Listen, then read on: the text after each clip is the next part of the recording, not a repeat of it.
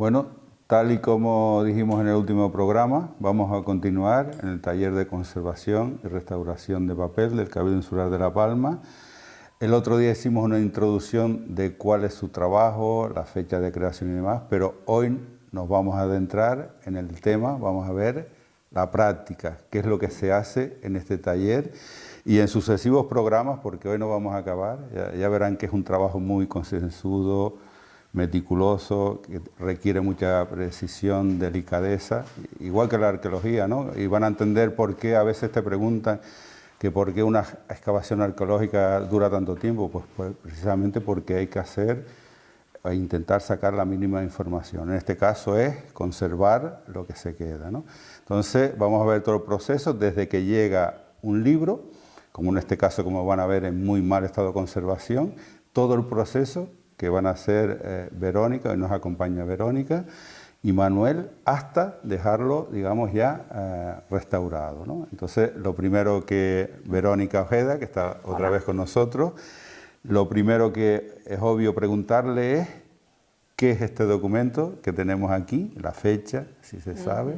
Sí, pues nada, hoy hemos elegido un protocolo notarial, que es uno de los documentos más habituales sobre los que solemos trabajar, porque también son los documentos más antiguos de los cuales tenemos constancia y están conservados en la isla, y este data de 1585.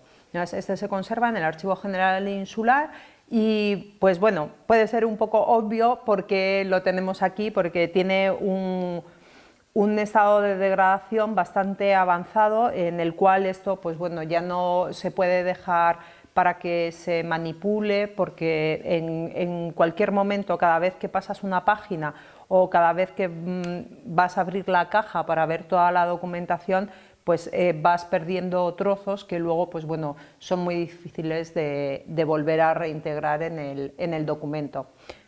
¿Y qué es lo que provoca ese estado de conservación? Pues aquí tenemos... ¿Qué es lo que vemos aquí? ¿Por qué se ha llegado, presenta este estado? A este estado. Sí. Bueno, aquí tenemos dos causas que son las más características de la documentación histórica del siglo XVI y del siglo XVII.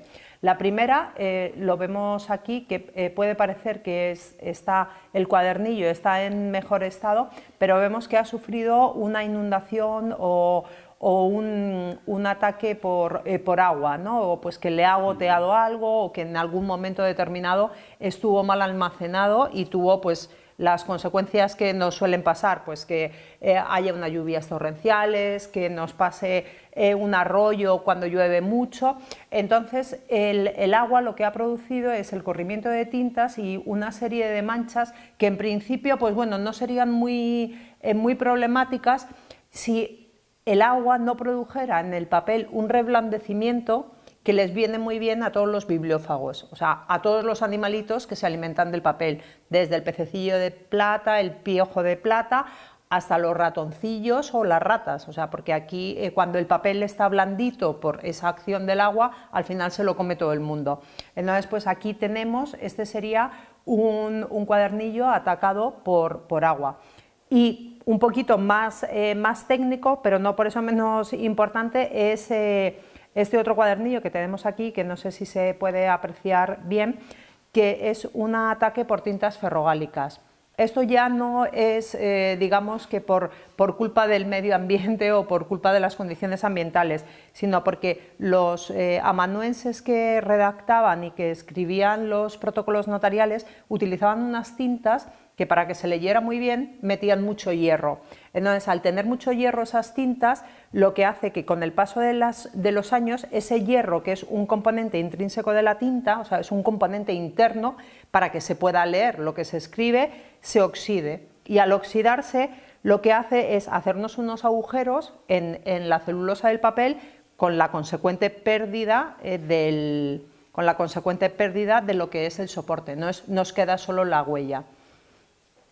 Entonces, en principio, esto es como cuando se nos oxida la barandilla o la balaustrada del balcón por el salitre y tal. Entonces el hierro se oxida, pierde su capacidad, y se pone otra vez en pequeñas partículas y desaparece. Pues es lo mismo que le pasa a la tinta, solo que con el papel.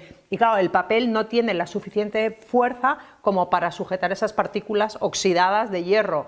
Y claro, por eso lo perdemos. Tú hablabas de unos insectos o animales, los pececillos y eso, los vemos ahí, lo que han hecho. Aquí lo vemos estupendamente, además, porque son los pececillos de plata, que bueno, se llaman también tijeretas, que son las que tienen detrás, son unos insectos arrastrivos de no más de 2 milímetros que tienen detrás como una especie de tijereta, que bueno, que son sus antenas, ¿no? Pero bueno, entonces todo tipo de bichito lo que nos hace es, cuando el papel está degradado, pues ya hemos dicho, por una humedad o porque no está bien protegido, entra en el papel porque les gusta mucho que esté oscurito y que esté caliente.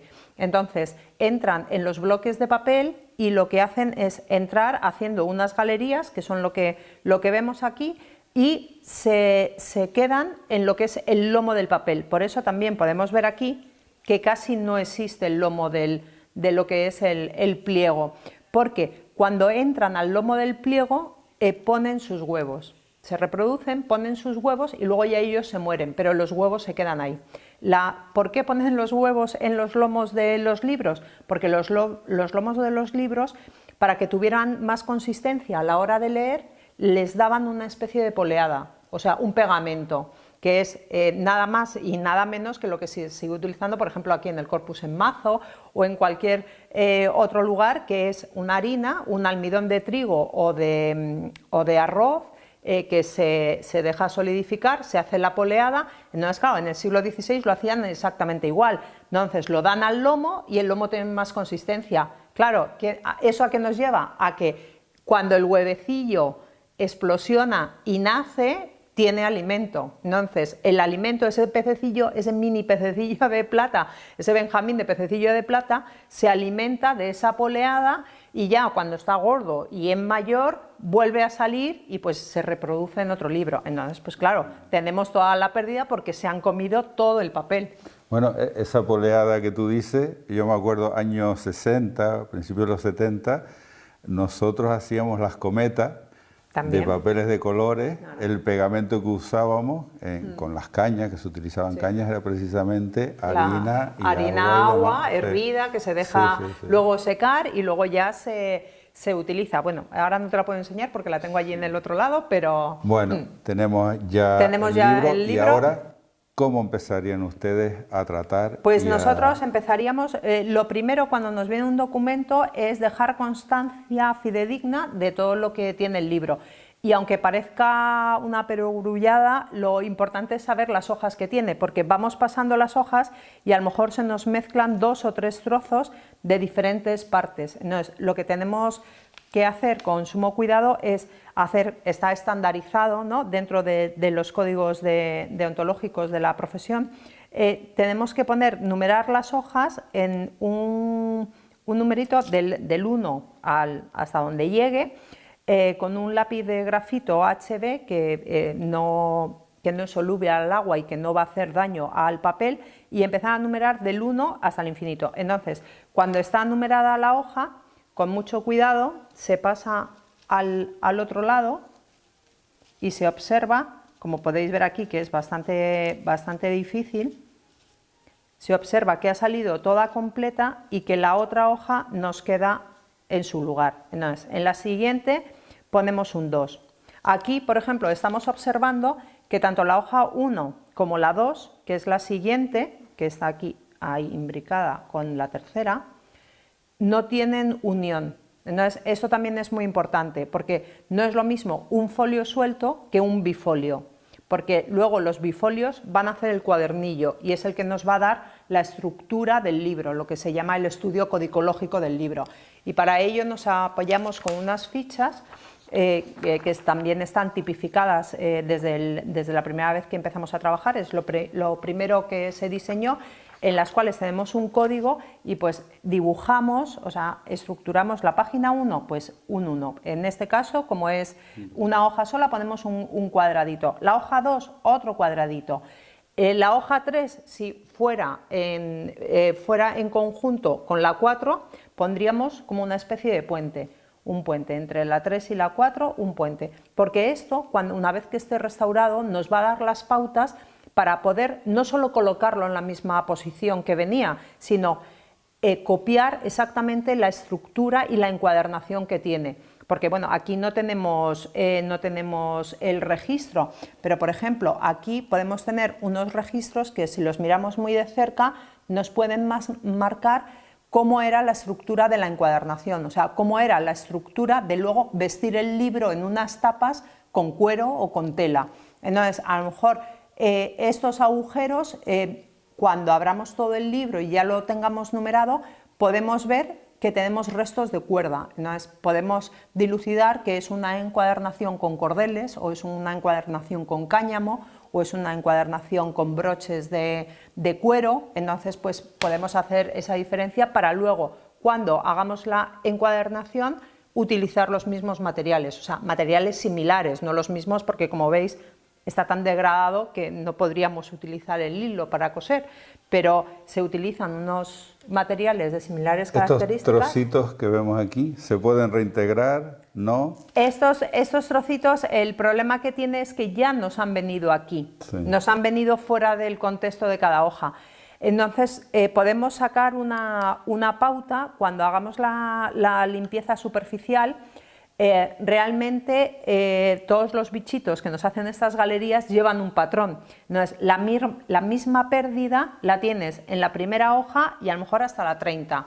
Entonces, pues si sabemos que esto, bueno, leyendo también un poco el tipo de letra, o si nos da, pues si de repente tenemos una fecha o tenemos un poco de texto, nos puede dar una pauta de que podría estar por aquí, ¿no? Vemos así, sí. Esto como no está muy preparado, me habéis pillado, pero así en un primer momento. Sobre todo para que la gente vea la dificultad y la precisión y claro, con que hay que hacer el trabajo. Claro, este trozo lo tenemos que comparar con todas las hojas para ver dónde va. Si podemos sacarlo por la forma, podemos sacarlo por el texto, bien, pero si no, tenemos un arma secreta que se llama megatoscopio, que es una mesa de luz. Trabajamos sobre una mesa de luz que nos va a dar también una pauta muy interesante, que yo no sé si se ve de ahí, que es la estructura interna del papel, porque el papel cuando se hacía en su origen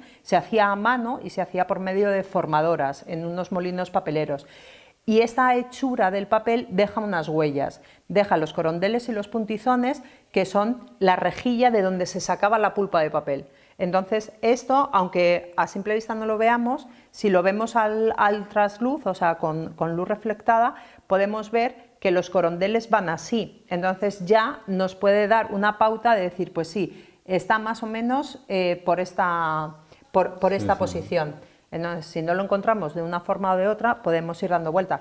Claro, hay trozos, como veremos, que son imposibles, o sea, imposibles de encontrar, no tanto por la dificultad física, como el tiempo que tendríamos que tardar en, por ejemplo, en buscar este trozo, que bueno, parece que es de una esquina, pero tampoco tiene texto. Entonces, pues intentamos... Y están, por lo que veo, escritas por las dos caras. Sí. Que Esto es un lío, sobre todo cuando tenemos las cintas ferrogálicas, porque como lo que hemos comentado antes, el hierro se va traspasando de forma intrínseca en la composición de la celulosa. Al final se nos mezclan las letras de delante con las letras de detrás.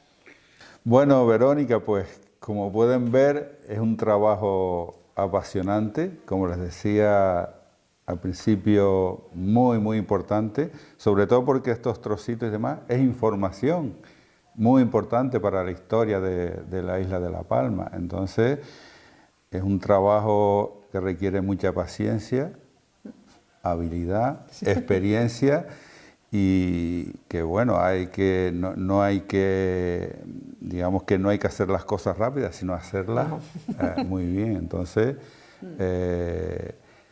Se nos ha acabado el tiempo por hoy, bueno. Pero que no se preocupen, que en próximos programas seguiremos adentrándonos en este tema tan bonito y tan importante para la isla de La Palma como es la recuperación de su patrimonio bibliográfico.